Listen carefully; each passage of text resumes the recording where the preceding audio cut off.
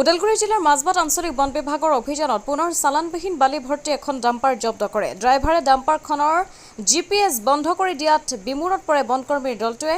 ওদালগুৰি জিলা বন বিভাগৰ বিষয়া জয়ন্ত কুমাৰ ব্ৰহ্মৰ নিৰ্দেশত মাজবাট আঞ্চলিক বন কাৰ্যালয়ৰ বনকৰ্মী বিজয় গয়াৰীৰ লগত যোৱা বৃহৎ বনকৰ্মীৰ দলে ওদালগুৰি জিলাৰ ৰৌতা অঞ্চলত চলাই চালানবিহীন বালি ভৰ্তি পাথৰ কঢ়িয়াই নিয়া ডাম্পাৰ বিচাৰি তালাচী অভিযান। বনকৰ্মীৰ উক্ত তালাচী অভিযানত ৰৌতাৰ ঝৰগাঁৱৰ পৰা AS25DC 8933 নম্বৰৰ এখন বালি ভৰ্তি ডাম্পাৰ জব্দ কৰে যদিও ড্ৰাইভাৰে ডাম্পাৰখনৰ GPS বন্ধ কৰি দিয়াত বনকৰ্মীৰ দলটো বিমূৰত পৰা দেখিবলৈ পোৱা যায়। অৱশেষত ইলেক্ট্ৰিক এক্সপাৰ্টৰ দ্বাৰা ডাম্পাৰৰ GPS খুলি বালি ভৰ্তি ডাম্পাৰখন মাজবাট আঞ্চলিক বন কাৰ্যালয়লৈ লৈ আহিবলৈ সক্ষম হয়।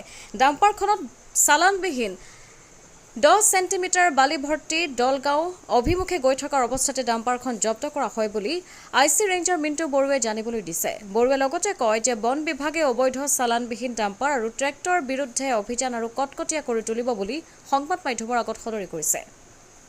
মাজবাটৰ পৰা অমৃত নিউজ 24/7।